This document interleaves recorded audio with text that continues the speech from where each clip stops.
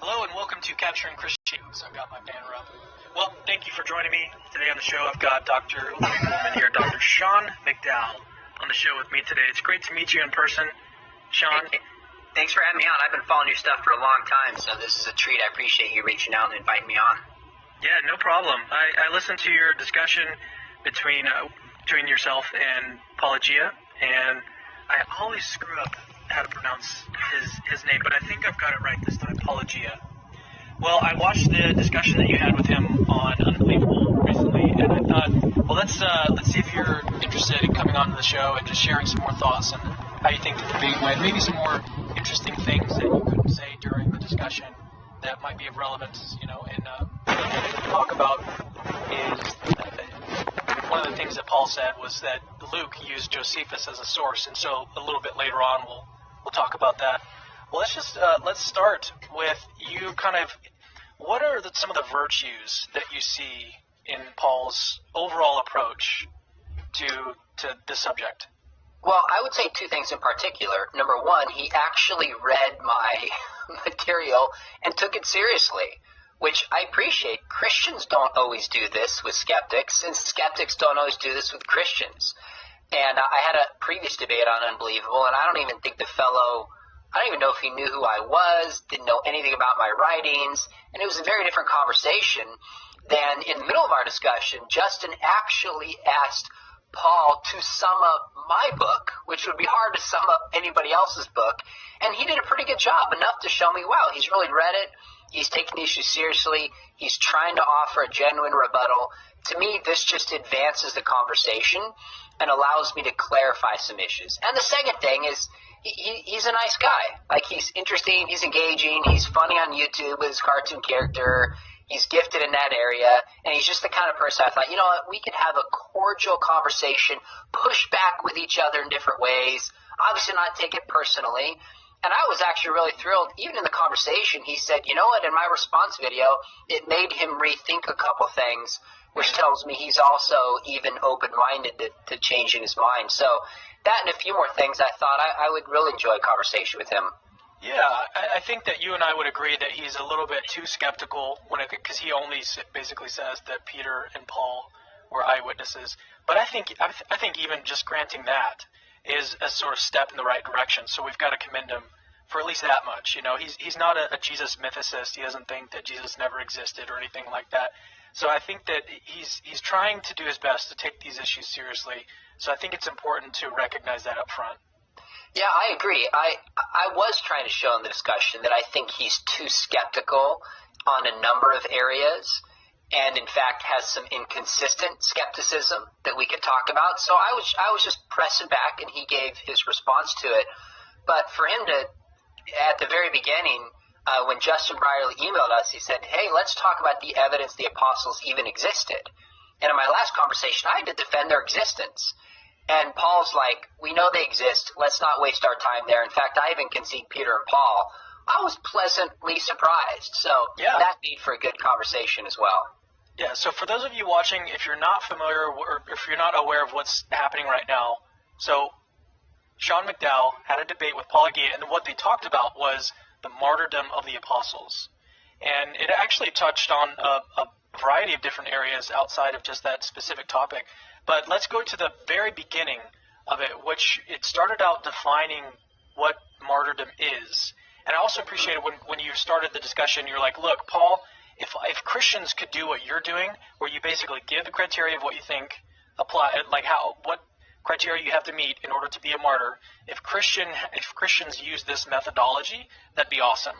And so Paul is like, he's doing a very good sort of philosophical analysis. That's the right methodology, but you had disagreed with his criteria of what makes a martyr, essentially.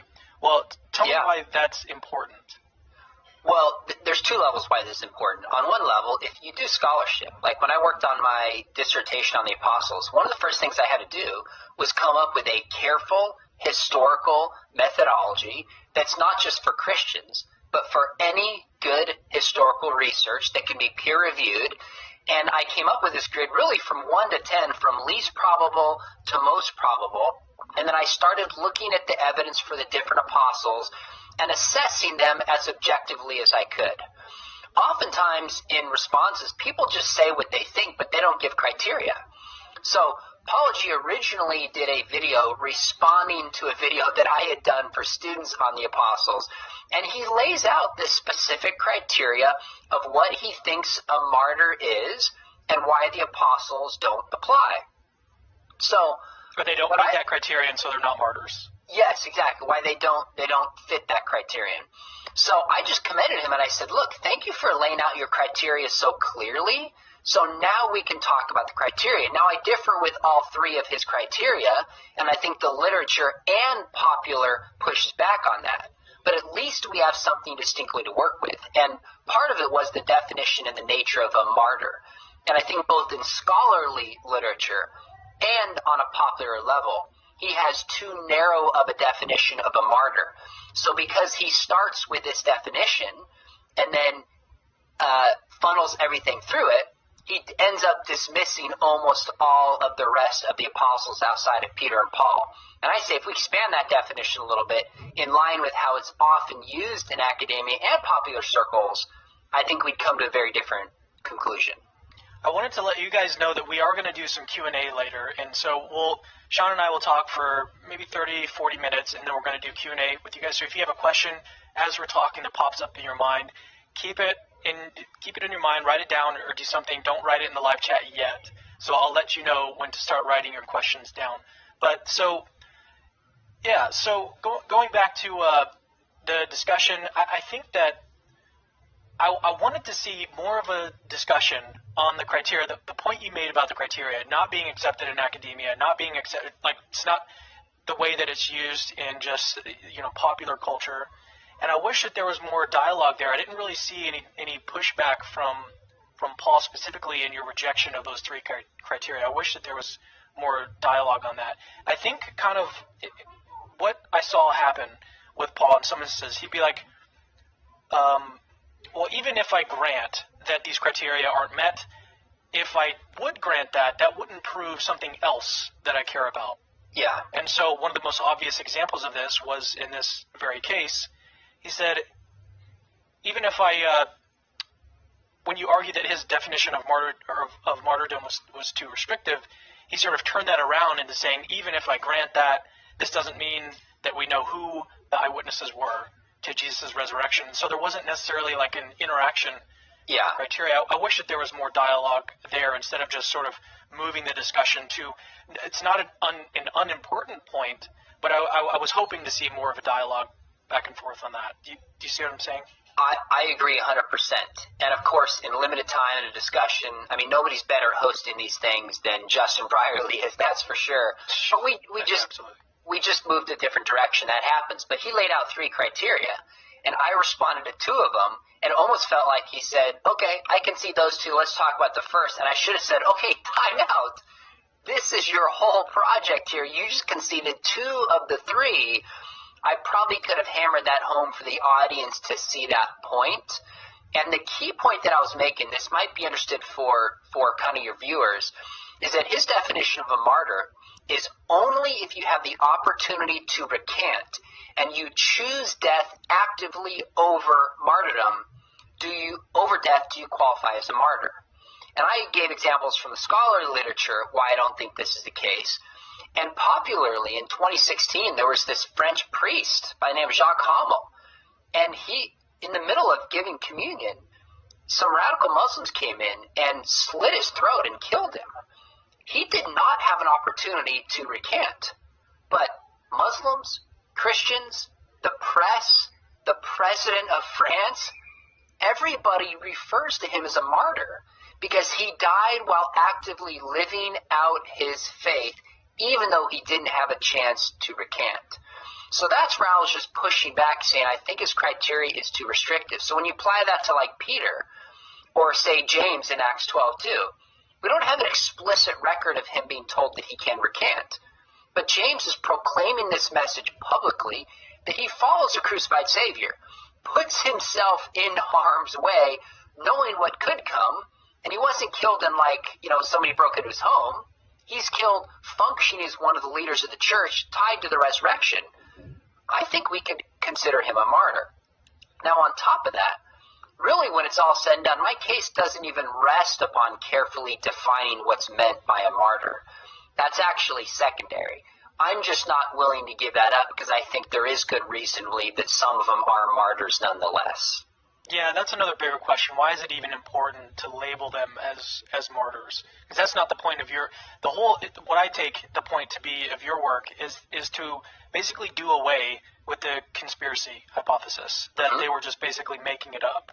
And that's the only point. And you don't have to label these guys as martyrs in order to establish that or give some kind of defense of that. Yeah, here's the way I phrase it. I'm very careful with this because apologists, and to be honest, Cameron, myself included, before I really looked into this, misstated and overstated this argument. So years ago, before I really began to think about this, I just repeat what some people had said to me. Hey, the apostles are all willing to suffer and die except for maybe John. Therefore, we know the resurrection is true. Well, as I started to think about this, I was like, gosh, that is a total overreach. And it doesn't follow. You can't get from their willingness to suffer and die or their martyrdoms to the truth of the resurrection. That's just logically invalid. What we can do, and I think the evidence does show, is that they were willing to suffer and die for the belief that Jesus had appeared to them after his death, which shows that they're sincere. They're not making this up. It's not some big conspiracy to get themselves to be persecuted, suffered, and killed. They really think Jesus appeared to them. Now, Paulogia and others might come back and say, okay, I'll concede to you that. Maybe it was mass hysteria. Maybe it was hallucinations. And I say, okay, their willingness to suffer and die doesn't disprove that point. Now let's go look at mass hysteria and hallucinations. And I think we have no reason to believe that's true on other grounds. But the suffering of the apostles cannot get us to that. It's one piece, a smaller piece, of a larger resurrection argument that people like Habermas and Lacona and Craig and others have made. That's really it. Going back to this point about recanting as sort of a necessary condition for martyrdom, I think it's not an unreasonable criteria to use. I think it's obvious that if there is that opportunity to recant and someone doesn't do that and then they're killed, I think that's an obvious case of martyrdom, but it doesn't follow from that it's a necessary condition. So I think philosophy might help here to make a distinction between a sufficient condition and a necessary condition. So while this might be a sufficient condition for martyrdom, it's not a necessary condition for martyrdom. Yeah, that's great distinction. And I would add that in some of the literature that I read, some of the scholars would say things like, take again James, the brother of Jesus. He's killed for political and religious reasons. Primarily political, some would argue. Therefore, he's not a martyr. And I say, okay, let's take a step back.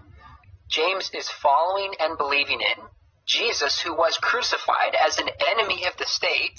That's who was crucified, amongst others. He bought into this movement that was about pick up your cross and follow after me. The heart of this movement is the resurrection. And in Jerusalem, the very city where Jesus had been put to death a few decades earlier, he's leading the church, which included proclaiming a risen Jesus. So if he's put to death in a way that there was political motivations and there were religious ideology as a part of it, I don't think we can separate those. And I think he would qualify as a martyr. That's where some of the details get sticky in the literature. They try to nuance this. So I think if we look at it this way, and by the way, through the history of the church, he's been considered a martyr, even though none of the early sources would indicate that he had a chance to recant. So I'm not being inconsistent with the way this term has been used in church history and arguably beyond. All right, let's move on to another section of the debate. And this is another one of those examples where there was a point that you made, and it seemed like Paul just kind of slipped by it, didn't really respond to it, and instead wanted to make a sort of different point. And this is about the bull's analogy. So I'd like you to go ahead and repeat what that was, the bull's analogy, and just talk about why that was important. Yeah, so one of the things that Paul would argue is that we only have good reason to believe that Jesus appeared to Peter and to Paul, and he doesn't list the apostles by name. Therefore, their willingness to suffer and or die or martyrdoms doesn't matter because we don't know who the 12 are. And I would say, and I say, well, I actually think we do with a high degree of confidence. But my point is saying if we have references to the apostles at the point that the early church is starting and the death of Jesus, we know who these apostles were.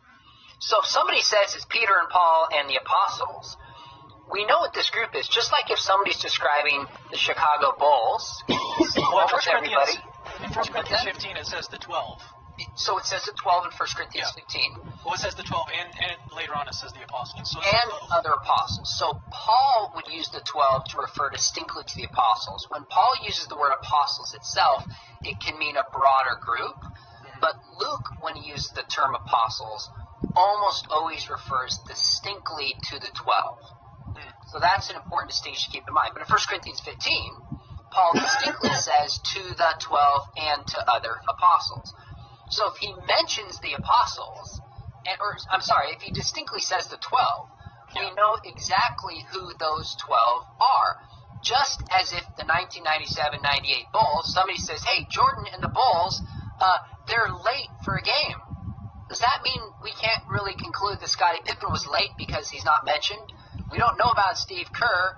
We don't know about Horace Grant, fill in the blank, whoever that may be. We actually know who that group was because they're a part of that group itself. So I think it's too premature on his point to dismiss the individuals because they're not listed out. But it actually turns out they are listed out by name. If you read the beginning of Acts, and I've got it open here, if you read in the prologue that Luke says in 1 verse 3. So this is the beginning of Acts 1 verse 3. It says, after he had suffered, he also presented himself alive to them by many convincing proofs, and appearing to them over a period of 40 days and speaking about the kingdom of God. So they're not mentioned individually there, but they're talking about Jesus coming back and appearing to them over 40 days. Well, if you keep reading down in the narrative, the same group is included, and when you get to verse 13, Acts 1:13, it says, when they arrived, they went up to the room upstairs where they were staying. Peter, John, James, Andrew, Philip, Thomas, Bartholomew, Matthew, James son of Alphaeus, Simon the Zealot, and Judas, the son of James. They're actually specifically listed out by name by Luke in reference to the same group that Jesus had appeared to. Now, he might push back and say, well, we don't have Bartholomew saying Jesus appeared to me. And I'd say, that's fine, but that is way too skeptical of a history to completely dismiss this group, because we have multiple accounts in the Gospels, in the writings of Paul, in Acts, in the early church fathers. It says Jesus appeared to the 12, and at the beginning of Acts, when it specifically says he appeared to them, we actually have the 12 listed out. So I would say we don't have as strong of a case, historically speaking, about his appearance to Bartholomew as, say, we do Peter or Paul. But that doesn't mean we don't have good reason to believe he appeared to them. That doesn't follow, and I think he just takes the skepticism too far. Yeah, this is actually a good point to segue to talking about Luke, because one of the things that he said was that the author of Luke Acts used Josephus as a source. So do you have any additional thoughts on that? I do, and I would say a couple things.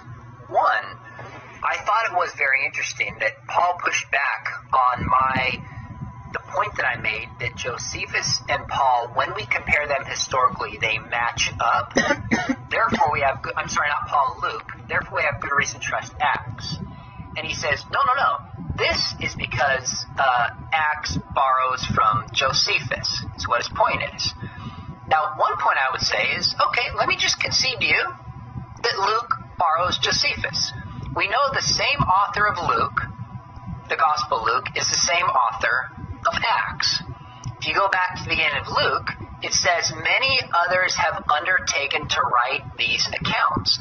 So Luke says he's not an eyewitness, but he's using a bunch of different sources and does careful history. So if Acts uses Josephus as source, wouldn't that be a good reason to trust Acts? Because he's carefully using good historical sources.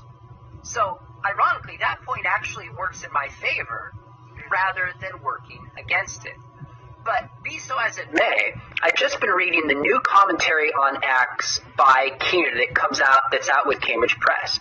And he says most scholars date Acts 70 to the 90s, and the vast majority would be within the 80s, a few in the 90s.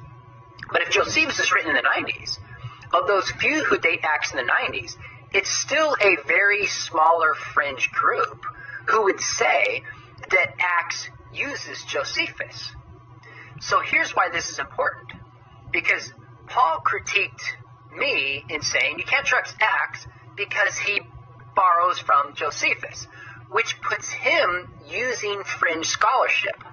But when we came back at the very beginning and I defined a martyr and pointed towards an evangelical scholar, he dismissed it because he thinks that an evangelical scholar is a fringe scholarship. So on one case, he dismisses a quote-unquote fringe scholar because it doesn't make his case. Then when it comes to Acts, he throws out there and dismisses it, even though his position is by a fringe scholarship. So I didn't think of that later. But that's one of the things that I think he does is a little bit of a hyper-skepticism to this issue. And I'm just calling for consistency. And I think if he's more consistent as he looks at the apostles, I think he would even come a little bit more towards my point and realize we have good reason to think they all saw the risen Jesus and are all at least willing to suffer and die for this. Would you say that he's kind of like cherry-picking his sources? You know what, the reality is we are all tempted to do this, and I catch myself doing that at times. I had to do that in my dissertation. I seriously, when I was done, Cameron, I assessed all the apostles, and I got Mike LeCone on the phone, and I said, how do I know I'm not making this sound better than it does? And he said, imagine you're a Muslim scholar, what would you accept? I was like, that's a really fair point. So I went back even more critically than I did, and assessed them as best I could without overstating it. So I think we're all susceptible to that, but at least in this conversation, I think sometimes what skeptics do is because they're skeptical of everything, they end up questioning things, but you see an inconsistency that emerges on one area towards another. And in this case, I think that did come through in his critique. So if I can just push back a little bit, you said that he's accepting a fringe position in one area, and then he's pushing back on a fringe position in another area. And I think that he might respond to that by saying he's not objecting to it because it's fringe. He's objecting to it because these scholars are biased, because they're Christian evangelical scholars. How would you respond to that? Well, I don't know. At some point it'd be interesting to hear how he responds. But first off, interestingly enough, in my research on the martyrdom, I actually don't just rely upon evangelical scholars. I quote some, but I quote the vast, bigger research, including people like Candida Moss, who is very critical of my position, but she's done some good work on ancient Christian martyrdom. So it's just false to say that critique that I'm only using fringe scholarship. And I think even just categorizing somebody as evangelical, therefore they're fringe, I think is uncharitable too. And he didn't use that word. He just kind of dismissed it and said you're only relying upon evangelical scholarship. So, look, we all have biases. Everybody has a bias. And the question is not do we have a bias, but do we do careful research and historical analysis? And so when it comes to Acts, as far as I can tell in reading the commentaries even by Keener, he says most scholars at least take that Acts is trying to write a historical record and got a lot of things historically right. But it's a fringe position to say that he did borrow from Josephus. That's it. So if he responded and said we're biased, I'd say fine. But let's look at the arguments, let's look at the issues, and see how we handle that bias. Yeah, that's excellent. On the point of bias, like you said, everybody deals with bias, and there's bias in every direction. It's not just a bias to accept conservative views of Christianity or of the Bible. There's a bias to be skeptical in a lot of cases. You want to argue something that's novel. You want to take a position that no one else has defended to sort of make a name for yourself. There's all sorts of reasons to take all sorts of positions when it comes to the New Testament. So just pointing out that someone is an evangelical, therefore, like, we can't trust what they have to say about something, that's too naive, it's too immature, it's too quick. You've got to take it's like you said, just go back to the arguments, assess the arguments, don't just rely on saying, well, this person is an evangelical, therefore I can just throw out what you just said. So on the point of bias, I think it's important to point that out. Well, let's get like a quick summary of what you think, what was the main thrust of Paul's argument throughout the entire debate? I think his position is essentially, number one, and he said this, and this is a point I agree with him, that a lot of Christians and apologists need to stop overstating the evidence for the apostles. He went out of his way to make that, and I don't remember if I used the word amen or not, but at least inside I was thinking, amen, that's right. Let's be careful. Let's have more integrity here. Let's not overstate the case. So that was a wonderful common ground that he and I left with agreeing together on. But I think his big position is partly the one that we talked about before. He doesn't trust the appearance claims to the rest of the apostles. That's a part of his critique. He only accepts Peter and Paul. And therefore, if we just have Peter and Paul, he thinks there's a better explanation for the origin of the Christian faith than them actually seeing the risen Jesus. I think in sum, that would be his critique. Yeah, and to me that sounds like it's almost addressing a different question when we're talking about the martyrdom of the apostles, whether or not they were martyred.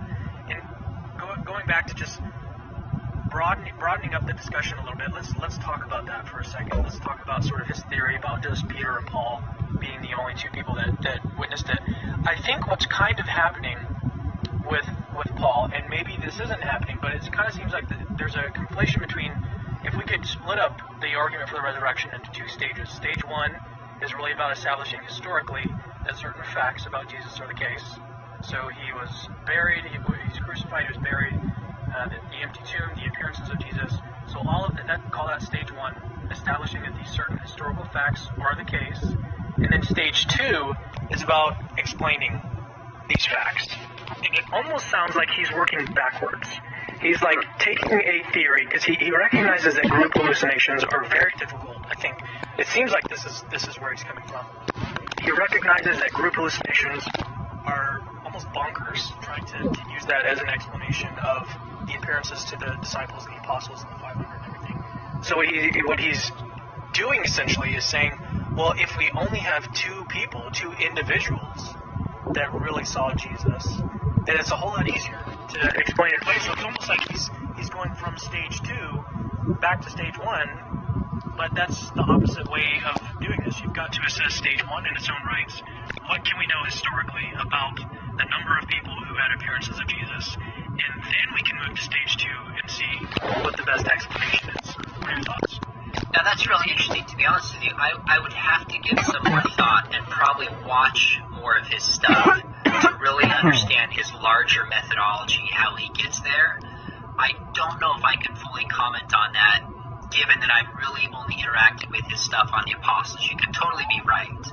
But one thing I would say about methodology that I consistently see with skeptics is they're content just coming up with a possible naturalistic explanation.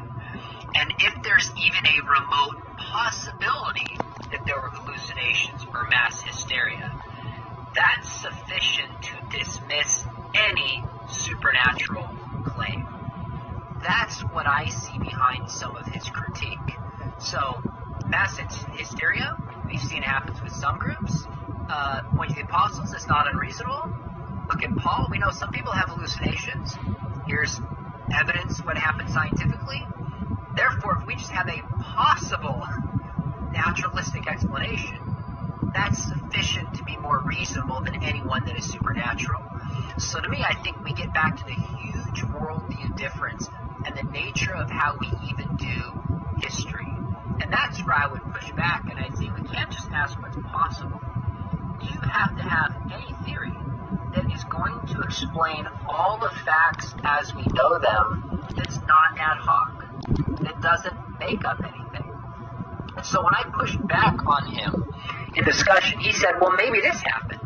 And I pushed back and I said, you're you're just telling a story. You're literally telling a story. That's an assertion. That's not evidence. And he said he felt the same about me. To clarify, the story that you were saying the story that you said he was telling was about their motivations. Yes. How they can be motivated to make it up. Exactly. Thank you for clarifying. He's telling a naturalistic story about how they invented the story because they wanted power. And I said, that's a story you're making up. Give me some evidence. That's actually the most reasonable explanation. And he said, I feel like you're doing the same thing. Because I think he's bringing a certain worldview to the table that dismisses the supernatural before we look at the evidence. And that's where I said, okay, we're both telling stories, but all the texts that we have actually support my story. And my story counts for all the facts as we have them and as we know them. That's the difference. So I think at its heart, that methodology really shapes how we come to different conclusions.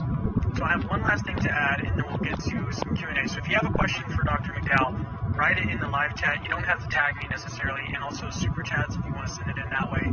That's a way to guarantee that your question will be asked today. So if you have a question, anything related to martyrdom, the persecution of the apostles, who were they, what's the evidence, what's the argument, then write it in the live chat for Dr. McDowell. So here's a point that is related on all of this about methodology. And so I think that when we come to these discussions, the resurrection, anything really related to history, we all come to the discussion with certain epistemological assumptions.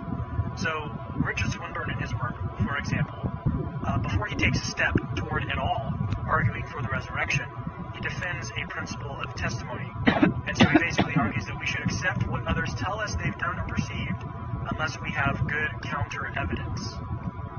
And so he basically argues that without a principle, the reason why we should accept a principle like this is that without a principle like this, we would have very little knowledge about the world, because most of the things that we learn is through the testimony of other people.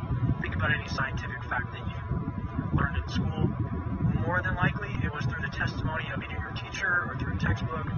You haven't done the experiment yourself, most likely, unless you're a scientist working in some field. And even in that case, most scientists are they work in a very specific field, and so they're still getting their knowledge about science from other scientists. But here's the point. So if we come to the discussion of the resurrection, having already been convinced of a principle of testimony, like the one just given by Richard Swinburne, then when Paul says that he knows that 500 people experienced the risen Jesus, that's something that we ought to accept unless we have good counter evidence against it.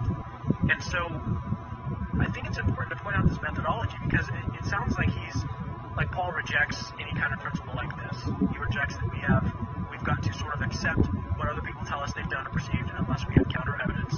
If you accept that, then it sort of just straightforwardly follows that when we see an account like this in the writings of Paul, then we should accept it unless we have counter evidence. What are your thoughts on that? So, woe is me to ever disagree with Richard Swinburne, but I might see this one a little bit differently, believe it or not. In fact, in Mike Lacona's book on the resurrection, he cites this position that I think Swinburne is right, that in normal, everyday conversation, we assume somebody's speaking the truth and not telling us lies. We couldn't function or live without such an assumption.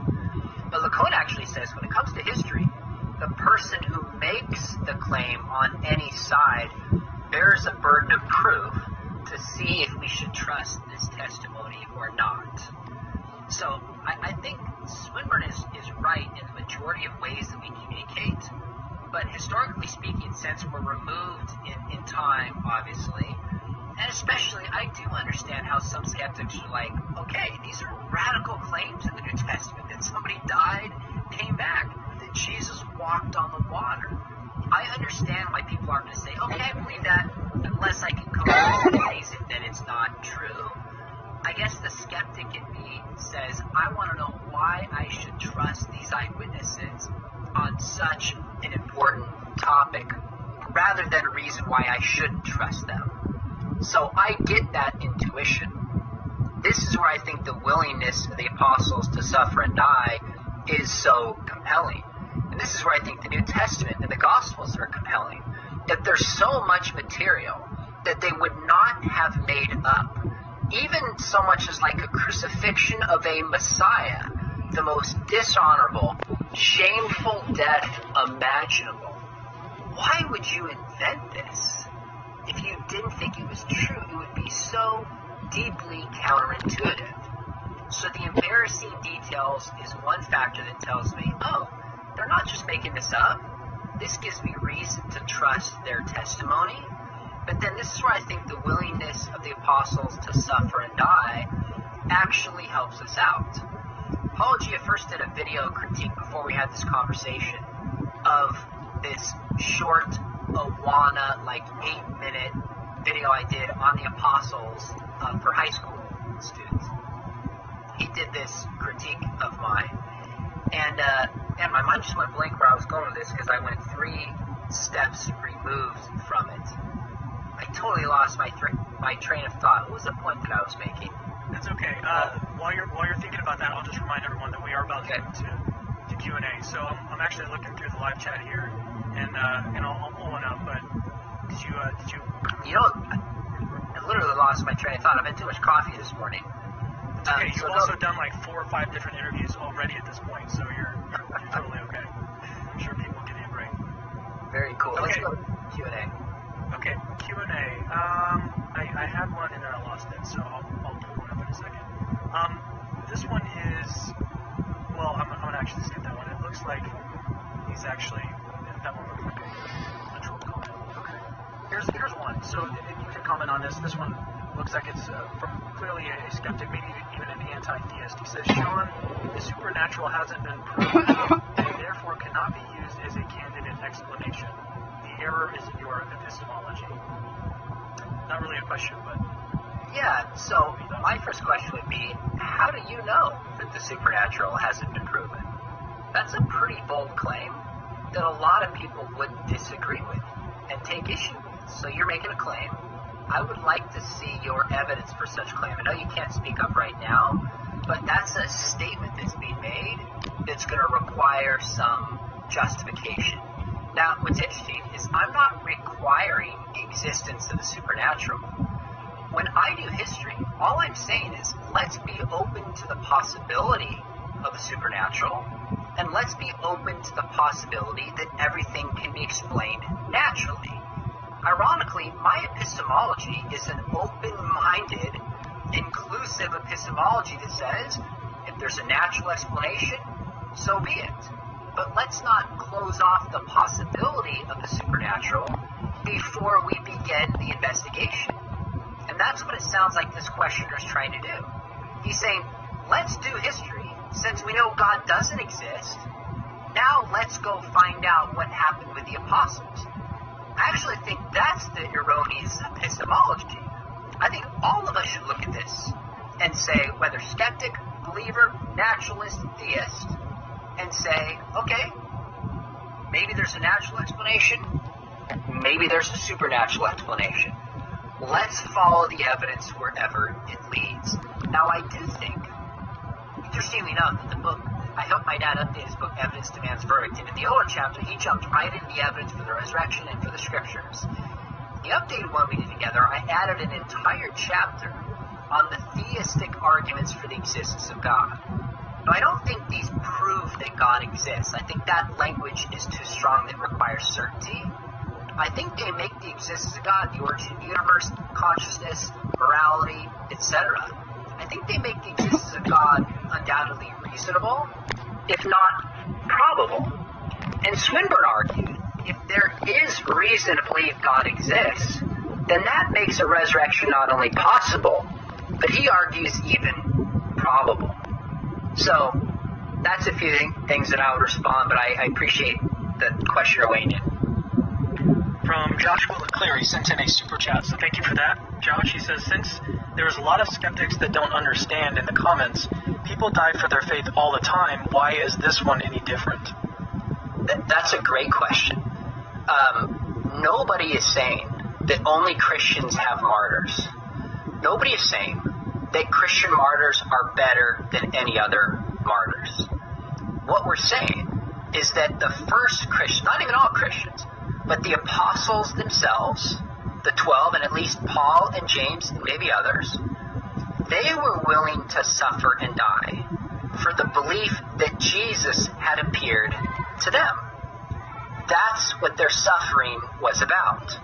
So if you go to the Old Testament, or for example, you read like 2nd Maccabees, you have these young Jewish boys being brutally put to death as martyrs. Now, they do believe there's a resurrection at the end time, which gives them strength. But many Jews at this time would refuse to compromise the law. So their death, as like, for example, we would see in the life of Daniel, he's willing in Daniel chapter 1 to put himself in harm's way because he doesn't want to compromise the law. This is not why Christians were willing to suffer and die. The apostles were willing to suffer and die because they said they had seen the risen Jesus. So we cannot separate their willingness to suffer from their belief that Jesus had risen from the grave. So all this shows is that they're not making up this story to intentionally put themselves in harm's way. That's it. This is actually a great segue into the next question from the unapologetic apologist. He says, question, I agree it's an overstatement to say the martyrdom proves the resurrection, but could we say it counts in favor as part of a cumulative case, considering their unique standing as eyewitnesses? Yeah, I think that's well stated. I would, let me just restate again as clearly as I can. The willingness of the apostles to suffer and die for their belief that Jesus had risen from the grave shows that they're not making this up, but they sincerely believed these claims. That is a part of a larger case that can be made for the truth of the resurrection. So, yes, it counts in favor of a cumulative case. It's a piece of that cumulative case, and some people will weigh it stronger than others. I had a chance to interview Lee Strobel around Easter, and I asked him, I said, of all the evidence, what convinced you most to believe in the resurrection? He actually said the willingness of the apostles to suffer and die told him they didn't make it up. So in his life, that was very significant. In others, they might assess it differently. But I just think we need to be clear and have integrity how we state this, that it doesn't prove the resurrection, but it's an important piece of a larger cumulative case that would include the existence of Jesus, the death of Jesus, burial of Jesus, empty tomb, even other appearance claims, etc. Here's a point that's worth making, I think. So James, the brother of Jesus, Michael Conant talks about him as being someone who was converted after the resurrection, or after the purported resurrection of Jesus. So this, I think, could be one of those cases where it would be pretty good evidence in favor of the truth of Christianity. Someone particular like this, James, the brother of Jesus, and you hear Dr. Craig every now and then say this, what would it take for you to be convinced that your brother was the Lord? It'd take a lot to convince you that. Like, if I tried to convince my brother that I was the Messiah, I wouldn't just be able to go over there and be like, hey, look, bro, I'm the Messiah, you know, or like call him up on the, like, it would take a lot to convince him to do that. So in the case of someone like Jesus, the brother of Jesus, I think that might be some good evidence.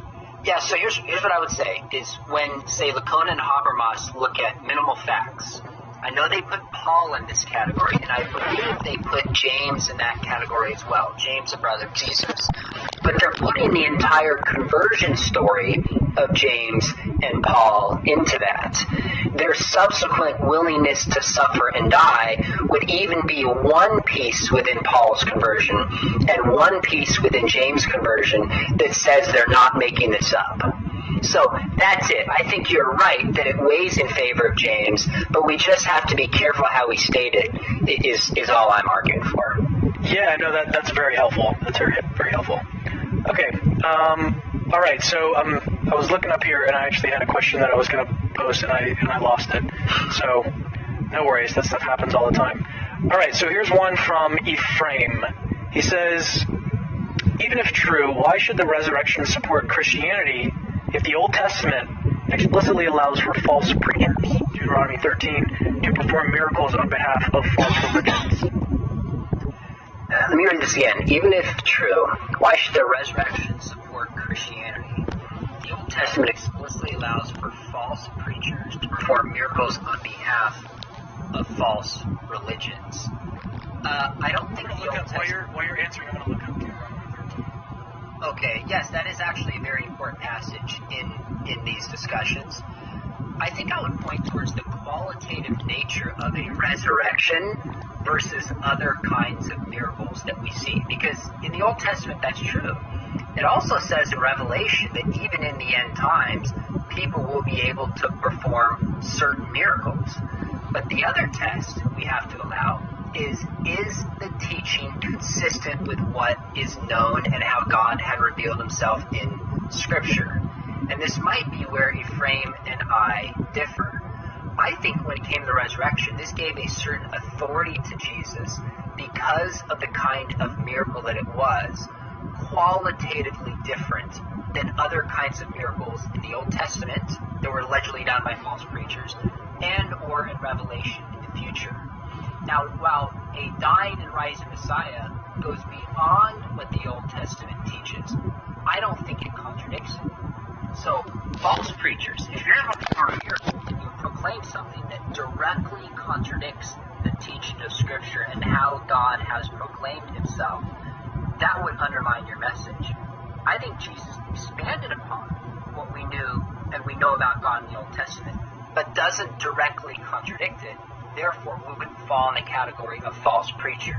Now, of course, I suspect Ephraim and I would have to walk through passages in the Old Testament and really flesh this out, which is another conversation, very fair, and I think he brought it up, but that's my general response. I think that's exactly right. As I was looking that up, yeah, it does seem to allow for other signs and sort of the word that I saw there was wonders, the translation that I was looking at, but that doesn't necessarily follow that it's not the actual true religion, because there were miracles performed in the Old Testament in the name of Jesus, or not in the name of Jesus, but in the name of Yahweh. So it depends on whether or not the miracles and the wonders that are happening are either consistent or inconsistent with the teaching of the Bible. And Jesus wasn't saying that he's a different God. He's completely in line. He's the Messiah. So, all right. So here's Joshua LeClaire. He has another question. He says, ask Sean 1v1 who's winning in basketball. Is this me versus you? No, probably you versus Paul. Oh, Paul? Oh, man, I haven't seen Paul's game. But all I got to say is my son is 16, and he's playing varsity point guard, and I've been beating him for about 6 weeks. So for an old guy who's 43, I've got a little bit of game left, at least enough to beat a varsity player, but pretty soon he's going to start trouncing me, and I'm never going to hear the end of it. Yeah, well, if it's you against me, there's absolutely no way that I would be able to play, because that's some pretty serious back problems. So, anyways, all right. Well, here's a question. Yeah, it's no big deal actually. Here's one from Pedro Jr. He says, can we also say that because the disciples knew whether it's true or false, making them unique martyrs because they are the only ones who knew what was actually going on? I'm not sure it was just the disciples who knew what was going on. There were a lot of other followers of Jesus. So if you go to Acts chapter 1, I believe it is, when they're finding a replacement for Judas, and they point towards Matthias, they say the candidate had to have been with Jesus from the beginning, which is typically, I think it's Acts 1:21 or 22. They had to be with Jesus from the beginning, which is typically, most scholars would say that was at his baptism in the Jordan by John, and had an appearance of Jesus. They put forward 2 candidates, and Matthias is selected. So we know there's at least one other person, if not many more, that had followed Jesus closely, saw him throughout his ministry, and had an appearance of him, not to mention the women and many of the other people that Paul refers to as apostles. So I think that group could be bigger. When I was doing this research, I actually had to ask myself, who exactly am I going to study? Because there's stories of Mark dying, being dragged by a horse. There's stories of Luke There's the story of Stephen that's in the beginning of Acts. There's a lot of these influential people, but I just picked the 12 because they are the ones who are with Jesus distinctly during his ministry.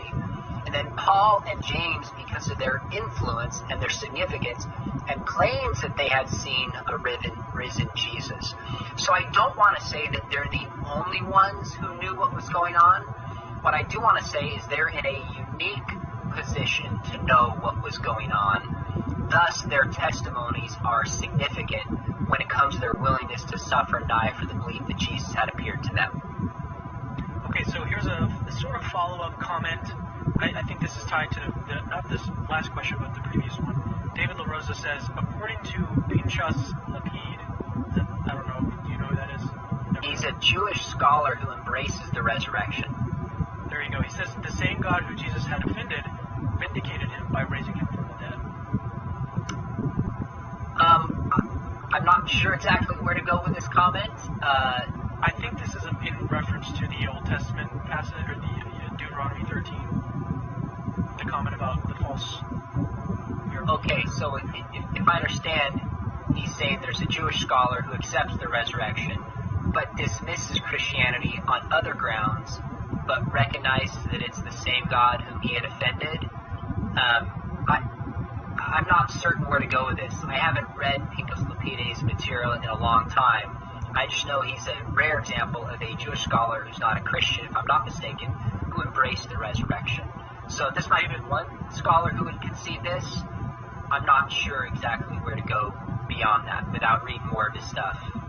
David, if you want to give a follow-up comment, I'll be looking at the live chat to see if you wanted to say anything in addition to that. So, all right, we have another super chat from Maverick Christian. He says, what's a good way to determine whether a view pertaining to New Testament scholarship, for example, it's not the case the 12 believe that they saw the risen Jesus, is fringe?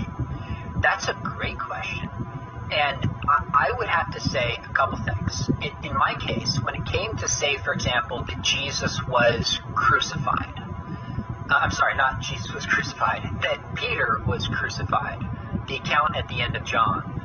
The way I assess this is I got every single commentary I could find, every single journal article and every single book. And I don't list all of them in the book, but there's a footnote where I list a few dozen of them. And I just did my best to assess what every scholar came to on my own, doing what you might call first-hand research. And then finding people who say Peter didn't even exist. Then you realize, oh my goodness, almost nobody holds this position. And I've read almost everybody on it. That's probably what the term fringe would be. On the flip side, sometimes I rely upon other scholars who do the work for me. But I'm actually very careful which scholars I will listen to. Because I know that some people, when they say things like the majority of scholars, have actually done the work and are good historians and scholars. So somebody like Craig Keener, when I'm reading his commentary, and he says most people date Acts 70 to 90, it's a minority of scholars in the 90s, and a majority of scholars date it in the 80s. Well, the guy's written, I think it's a 3-volume commentary on Acts, studied it for a decade. That doesn't mean he's right about everything, that's not my point. But I don't know anybody who would be more qualified to assess scholarship than Keener. So I will rely upon him rather than somebody who just makes a comment and has read a couple books on Acts. Now, with that said, just because something is outside the mainstream doesn't mean that it's false. It's important, and I didn't mean to do this. If I did, I would take it back. By calling something fringe, I don't mean to say it's necessarily false because most scholars don't adopt it. That's not what follows. What follows is it's a very small minority position, and therefore you at least have a burden of proof to show why everybody else got it wrong and why you're right. So an example of fringe scholarship is just to deny that Jesus even existed.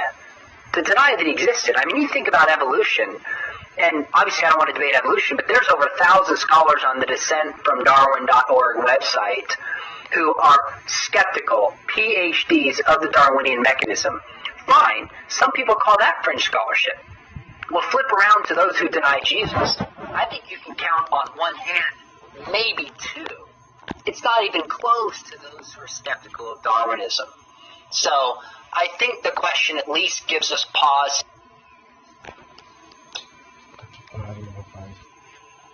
Think about evolution. And obviously I don't want to debate evolution, but there's over 1,000 scholars on the descentfromdarwin.org website who are skeptical, PhDs of the Darwinian mechanism. Fine. Some people call that fringe scholarship. We'll flip around to those who deny Jesus. I think you can count on one hand, maybe two. It's not even close to those who are skeptical of Darwinism. So I think the question at least gives us pause to say, be careful dismissing a view just because it's fringe.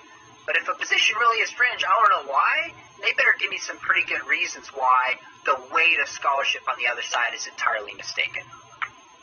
Here's a question from Andrew Green. He says, are there parallels on how martyrdom evidence is used to support other ideological historical events? Christianity seems to be the only one to use martyrdom in support of a critical supernatural event. So one of the reasons you would expect to find so many of these is that it's unique in Christianity that what people are willing to suffer and die for is the belief that their Savior had appeared to them.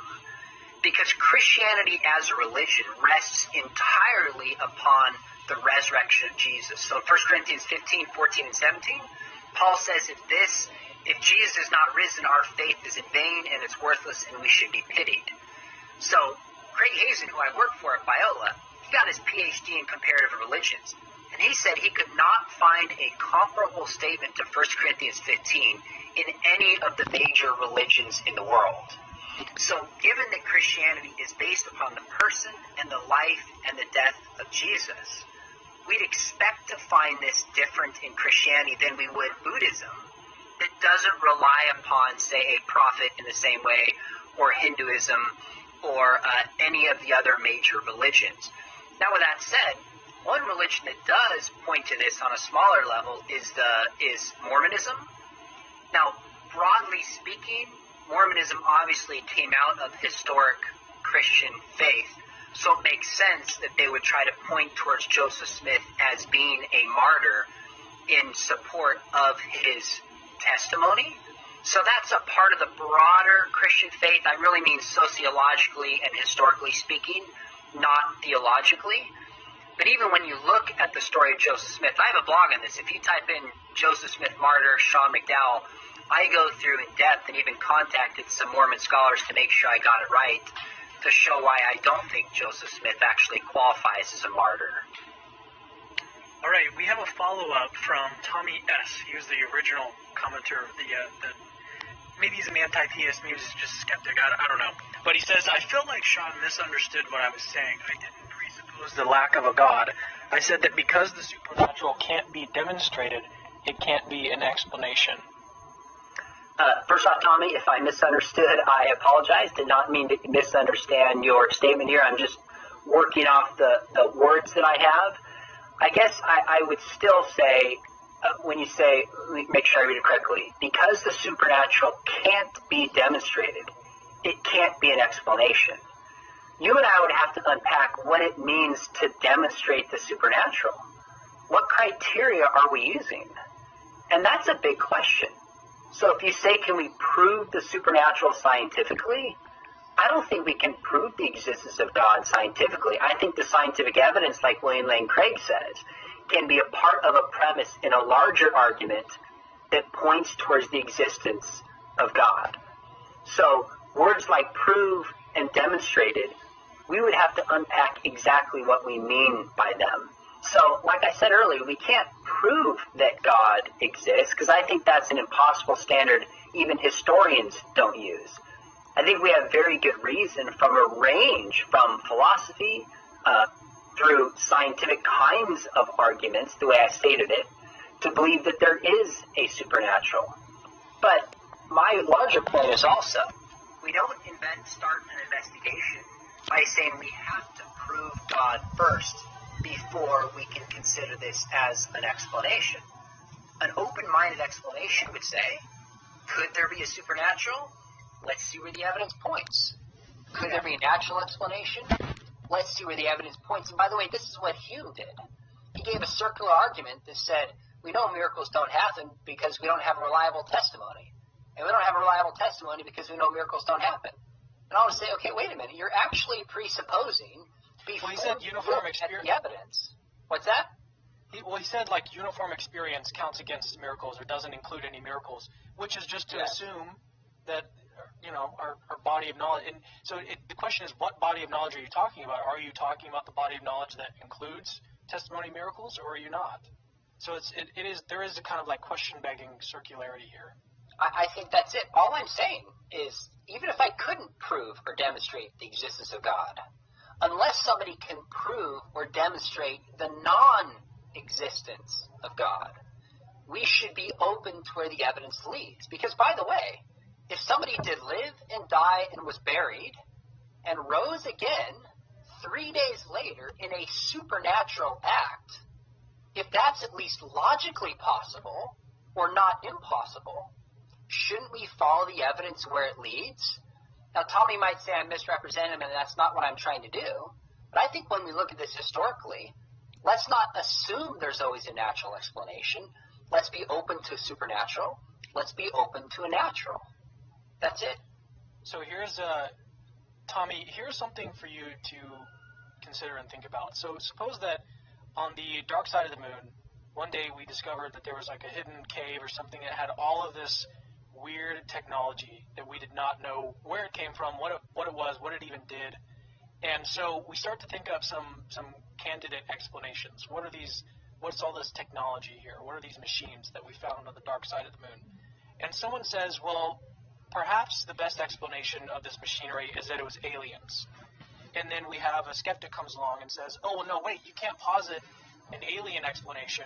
You have to demonstrate that aliens exist before it can be a potential candidate explanation. That would be kind of a weird thing to do. I think that's kind of what's happening here, is that all of this is, as a candidate explanation, all it has to do is be a possibility. We don't have to demonstrate that this thing exists. And what's kind of happening here is that this is acting as the evidence for that thing's existence. So you can't say you have to have evidence of that thing that it exists before you can have evidence of that thing's existence. It's just a weird scenario that you've made up in your mind that kind of is just keeping you from considering, I think, the evidence for Christianity. Again, go back to the example. If we found this stuff and someone said, look, we know that humans weren't on the moon. Humans did not make up this technology, so it was probably put there by aliens. And then someone says, nope, can't do that. You've got to prove that aliens exist before it's an explanation. I think that'd be backwards. It's weird. Look, here's the bottom line logically. If God possibly exists, then miracles are possible. The only way we can begin an investigation saying that miracles are impossible is if we show that God cannot possibly exist, such as, say, the logical problem of evil. If that worked, we know miracles don't happen. Or if there was a necessary contradiction in the Trinity, we know miracles, at least of the Christian God, don't happen. So the only way we should fairly begin an investigation and rule out the supernatural up front is if the idea of God is completely incoherent or logically impossible. And that has never been demonstrated. So the burden of proof is not upon my side to prove that God exists. The skeptic actually has to show God can't possibly exist, at least to begin an investigation by ruling out miracles a priori. All right, so we have a follow-up comment from David LaRosa. He was the one that asked about Lapide earlier. He says, according to Lapide, Jesus was a, quote, Messiah to the Gentiles. He did believe, however, that Jesus had indeed risen. Lapide was one of the precursors of the Jewish reclamation of Jesus' movement. Does that help with the quote that we gave earlier? Yeah, I think it's given context. I don't have a huge comment on that, how it weighs in the question earlier from refrain, but I appreciate David weighing in to give us context of what he meant. So from the unapologetic apologist, again, another super chat, thank you so much. He says, Sean, could you steel man a naturalistic theory for the historical evidence surrounding Jesus? No. You're going to have to help me with the jargon. When you say steel man, does that mean give my best explanation if I was a skeptic of where I would go? So straw man is when you misrepresent someone, and a steel man is when you make the argument stronger. Oh, so he wants my best argument for any naturalistic theory for the resurrection. Yeah. What's your best attempt? Okay, here's what's really interesting. I appreciate this question. There's an article in the Christian Research Journal within the past 5 years by Gary Habermas, and he talks about how debates over the resurrection have changed over the past century and a half. He says, you go back to the late 1800s, maybe early 1900s. Naturalistic theories were essentially, they went to the wrong tomb. Maybe Jesus didn't die. Maybe it's a myth. He says today, essentially, those have gone by the wayside in most scholarly circles. Rather, the best dismissal is actually what was being brought up earlier by the questioner, more on methodological or worldview issues. So I don't know of any naturalistic hypothesis that can account for all the information as we have it. Now, I would take Peter, and some people say, well, maybe he had a bereavement experience. He was sad, and so he saw Jesus to get over his grief. I don't think that's the best explanation, but I'd be willing to concede, okay, that's possible, but that doesn't account for the rest of the apostles. That doesn't account for Paul. That doesn't account for the empty tomb. Even at its best, it can't explain all the information as we have it. The only explanation that accounts for all the facts is the one that historic Christianity has put forward. So I guess if I was going to steel man a naturalistic explanation, I would either say something like, you know what, it's 2,000 years removed, and we can't trust the way history was recorded. These guys had agendas. The evidence is not high enough. I would either take that position, or I'd simply take a more naturalistic position and just say we know the supernatural is not real and try to show some incoherence for the larger theistic worldview. I don't even know if that's the best, but that's probably how I would approach it if I was going to be a skeptic. Okay, so this is really cool. Tommy S. has followed up again. He says, Capturing Christianity, thank you for engaging. This is enlightening. I appreciate you guys. Oh, good. Cool.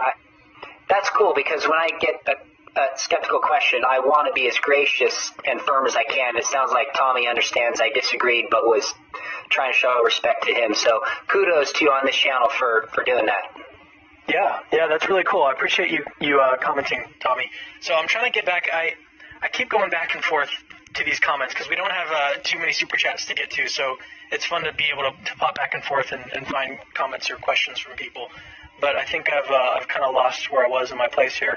There was one from Brando, and I'm trying to find it. I'm scooting up here in the live chat. Is there anything else that you have to add while I search for this?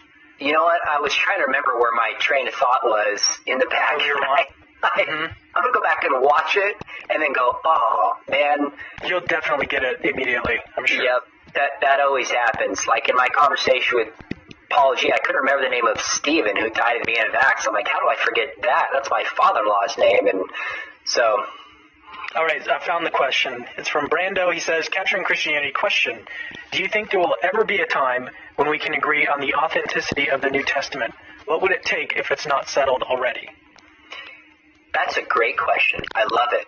I actually heard this was on your show, by the way, when William Lane Craig and Josh Swamidass were on, talking about the historical Adam.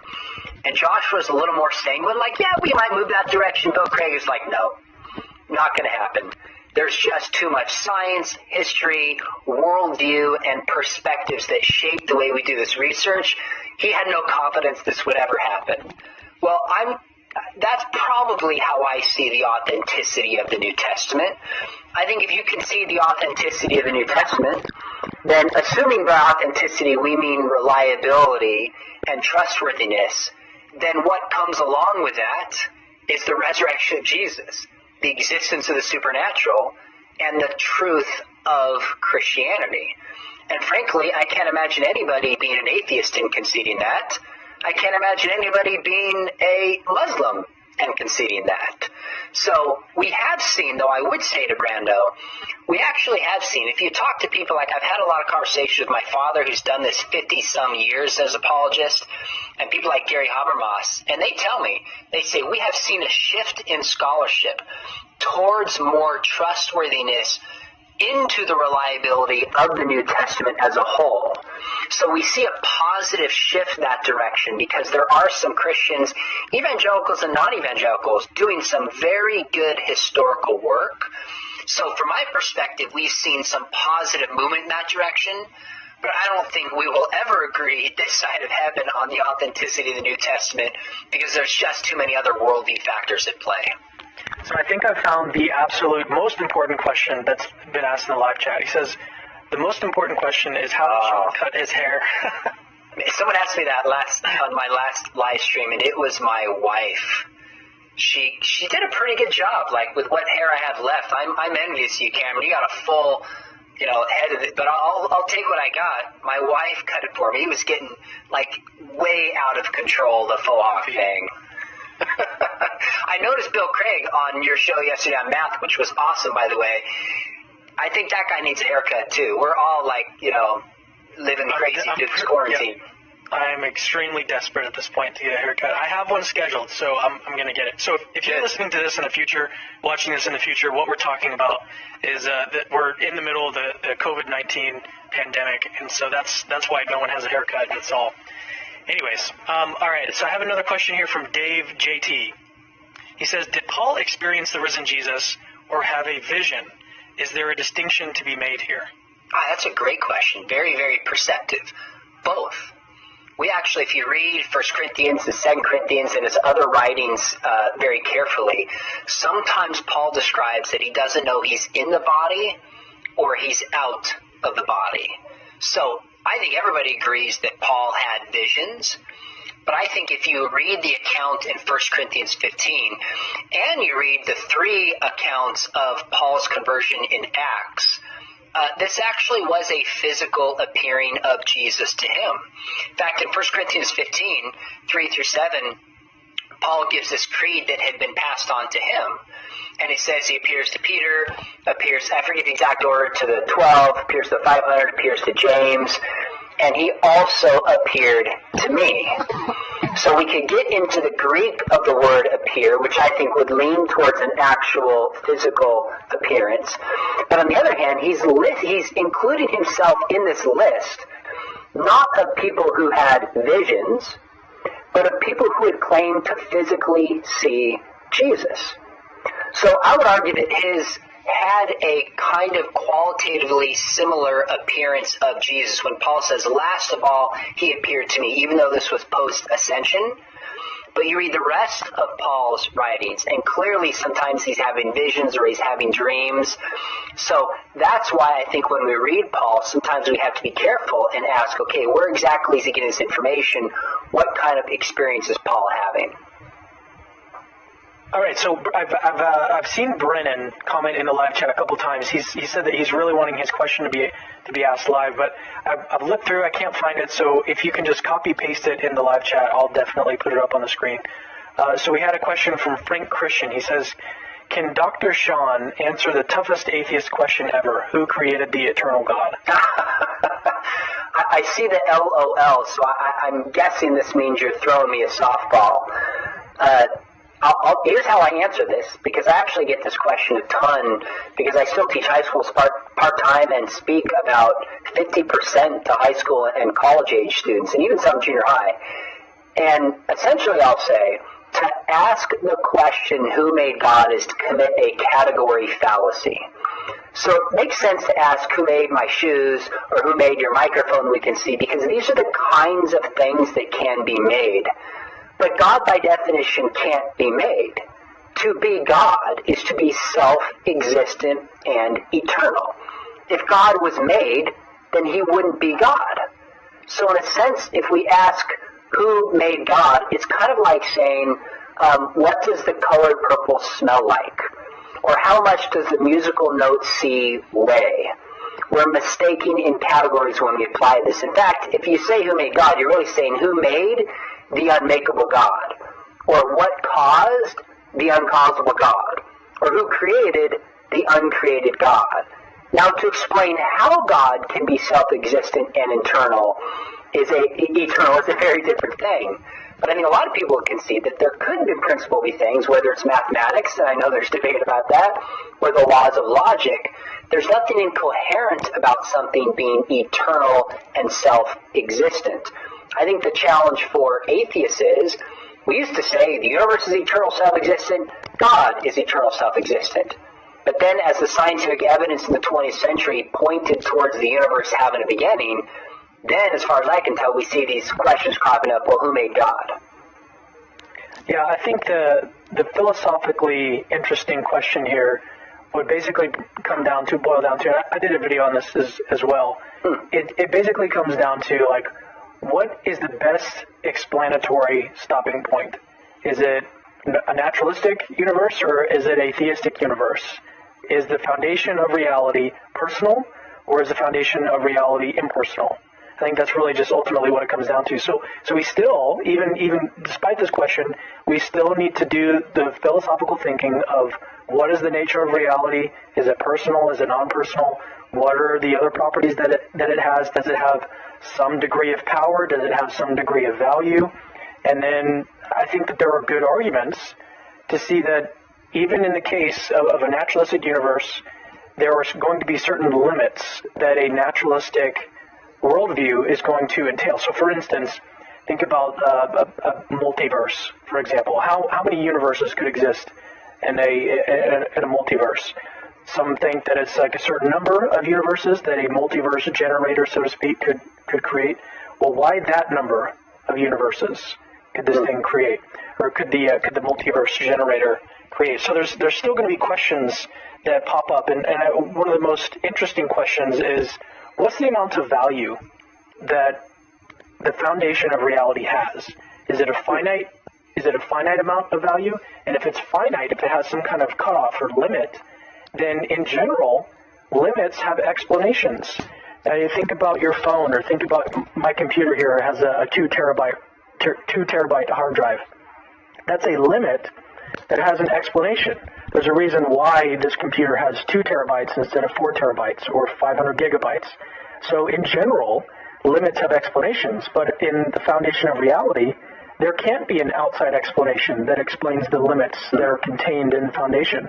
So we almost run into like a contradiction that there's got to be some explanation of the foundation, but there can't be an explanation of the foundation. So the best account of a foundation of all of reality is something that is unlimited, something that is unlimited in value, unlimited in knowledge, unlimited in power.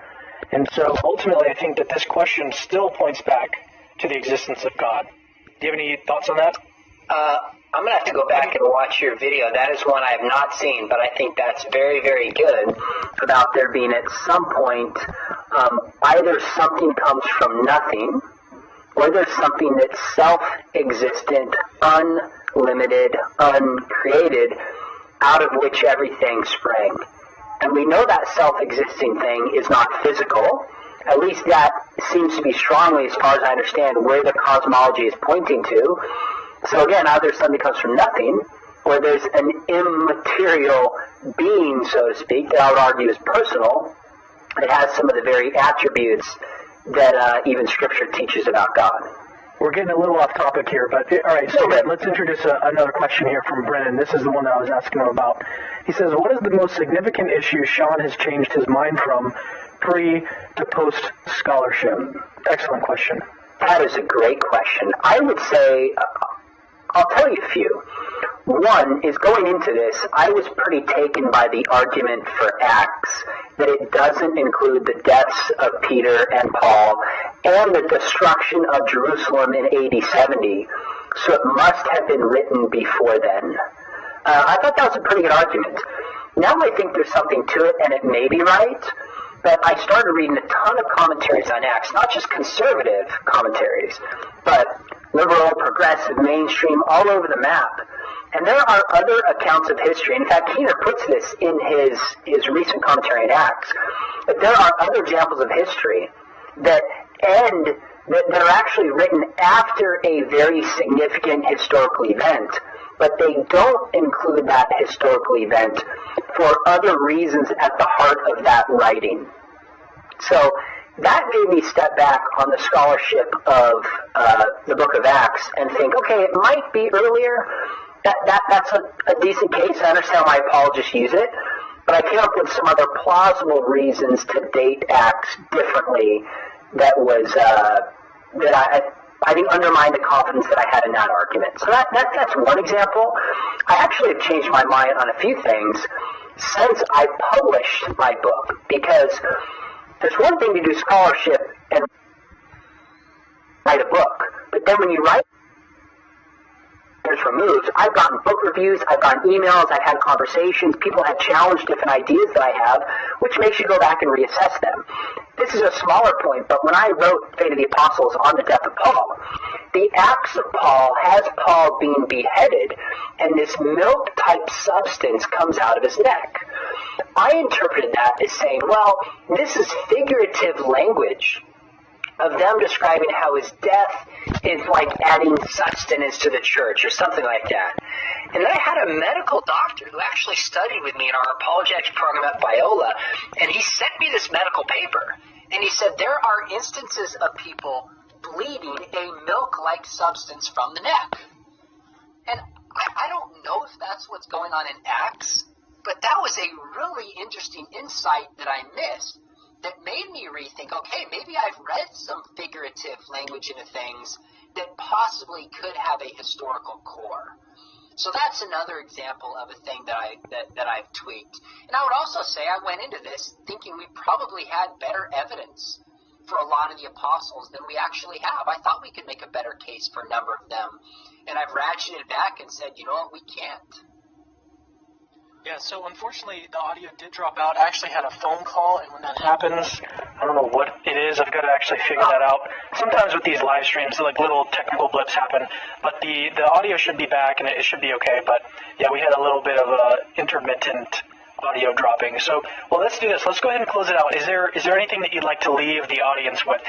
We haven't talked about like how people can learn more about your work and where they can go to find more of your stuff. So where can they do that? I would say a couple of things. Obviously, people tuning into your channel like apologetics.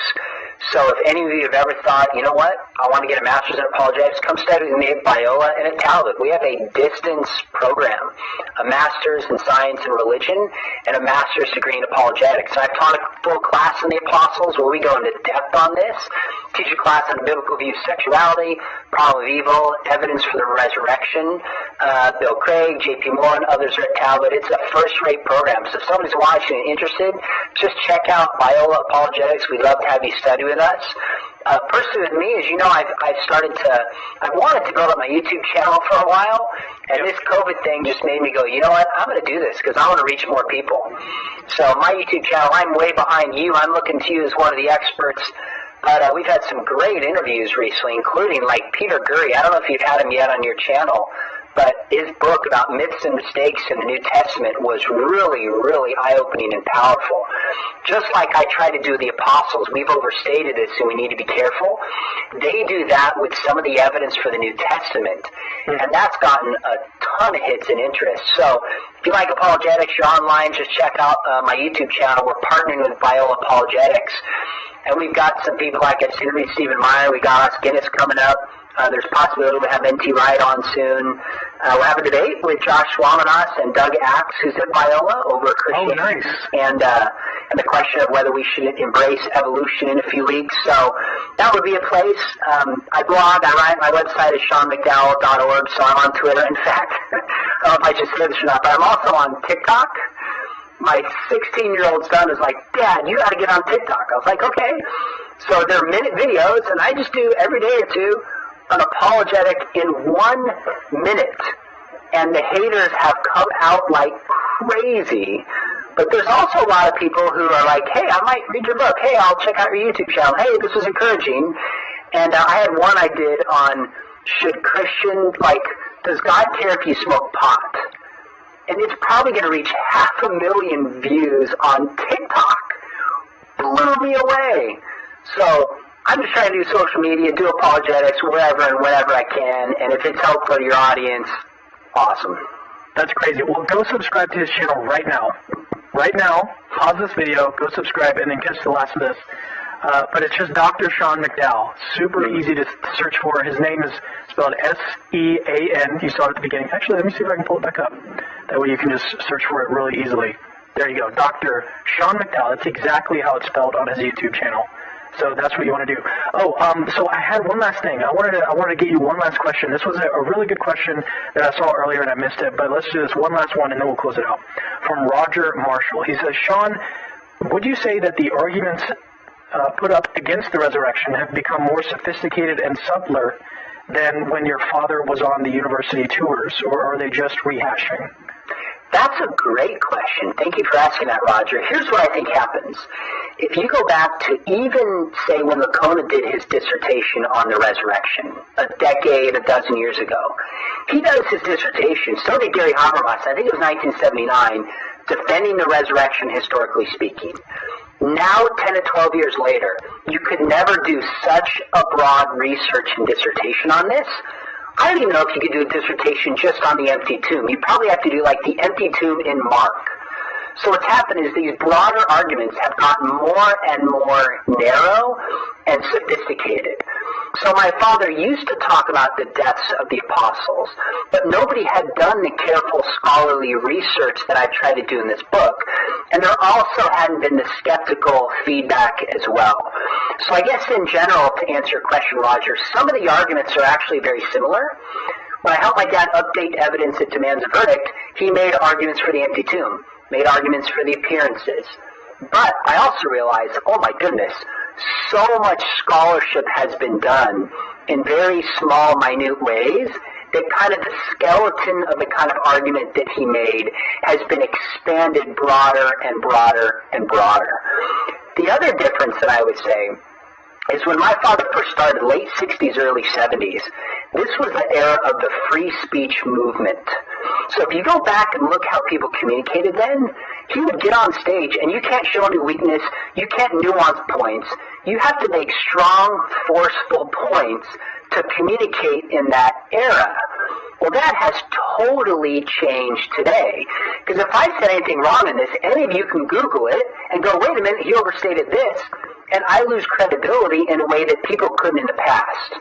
So especially when I went through evidence, I thought, okay, we just got to be so careful, more than ever, and we always should be, to just nuance and not overstate things. So thank you for saying that. In one sense, it's not just rehashing, it's taking it further. But I do think my father and those who came before got a lot of things right about the basic skeleton kind of argument for the resurrection. In fact, it wasn't my dad. You go back to the early church, and they're actually making similar arguments throughout the history of the church. Cool. All right. Well, hey, is there anything that you'd like to leave with them other than we already talked about some of the ways that they can find more about your work? Is there any last comments about the martyrdom of the apostles that you'd like to leave? You know what? I'm just going to leave a comment for you. You're doing great work, and I want to encourage you in this. Given that I'm in the world of YouTube and making videos, you didn't have to invite me on because now there's more people doing this. But this tells me that you're doing this for the kingdom. You want to help believers, and you want to help skeptics and anybody who's interested in this. That's the attitude we have to do today. I remember so many times my dad would speak, and when he's done, he would hold up somebody else's book and say, you know what, you can buy my book, but first buy this book by Frank Turek. And I always thought, God, he is a team player, and I hopefully am that way as well. I can sense that you're doing that, so be encouraged. I've been following your channel, watching your stuff. I'm going to go back and watch that one of William Lane Craig, because if anybody's watching this and they didn't understand it, I got a master's in philosophy under William Lane Craig, and I'm still going, did I understand that or not? So I just want to encourage you, keep it up. It's all hands on deck, not only with the content, but I also notice the spirit that you bring to this. You're treating people with respect. And when I first got on YouTube, I kind of wondered, these people who are really provocative tend to get hits. Can you do it well and be respectful and gracious towards others? That's what matters to me, and that's what I see you doing, Cameron, so keep it up. I really appreciate that. It's a difficult line to walk, too, because I feel that draw to be controversial, because that is a great way to get views and everything. So and I feel drawn that way a lot of times, and I think I fail in a lot of ways. But I really appreciate that. I really appreciate that. Well, let me address you guys. So if you are interested in supporting this ministry, Capturing Christianity, head over to patreon.com. This is the time for the banner. Patreon.com/Capturing Christianity is the way to do it. You can support me at $5 a month, $10 a month, $25 a month, however much you like, to make sure that this ministry continues to grow, continues to invite on guests like Dr. Sean McDowell, and continue just doing our thing. So head over to patreon.com/Capturing Christianity, and the link to that is in the description of the video. You can access it really easily. Just put your thumb on it. It's super easy to do. So anyways, I appreciate you hanging out today and watching the video. Oh, and don't forget to subscribe too. You probably want to subscribe to the channel and turn on the little bell. The bell is more important these days than the subscribe button, believe it or not, because I don't know. The YouTube algorithm is weird. So just hit the bell, turn it to all so you can get notifications when we post new videos, and we will see you next time. Also, Christianity is true. See ya.